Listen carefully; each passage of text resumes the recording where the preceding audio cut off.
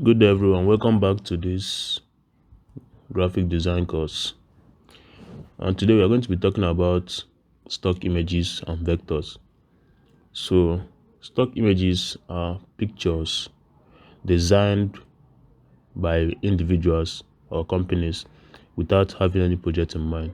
So for the stock images, we are going to be using pexels.com. So all you have to do is create an account with them.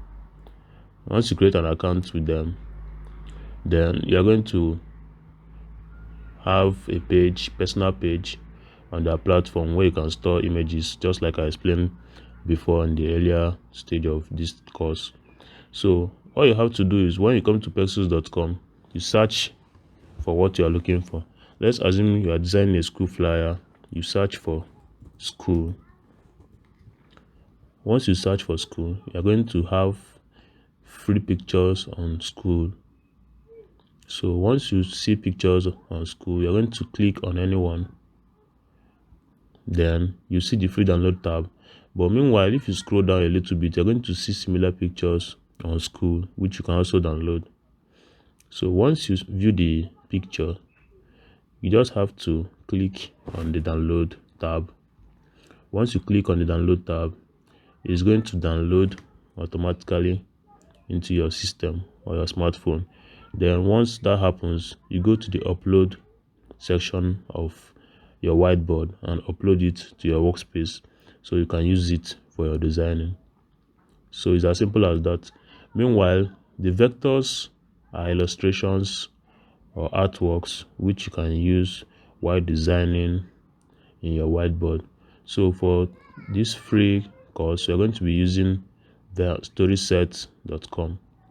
So storyset.com is a platform where you can get artworks for free. So all you have to do is create account if you want. Then you search for what you're looking for. Let's assume you are still designing a school graphic.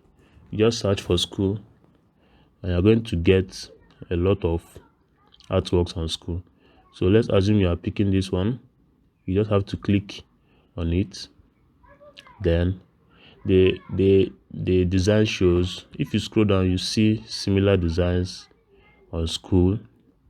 But the most important thing about this story set is that you can actually change the design from the platform. So let's assume you want to change the color. You're going to click on change color and you can select any color you want. If you don't want to use this to select the color you want, you just have to go to colorhex.com. That's this platform, colorhex.com, and you pick any color you want. You copy the hex code. Let's assume you want to import this color. You copy A71360. Go to vector, that's your story set, A71360. Insert it here, this hex color, and click OK. Then you see the color changes to the hex color.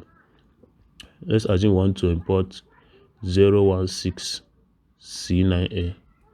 Just go there, 016C9A.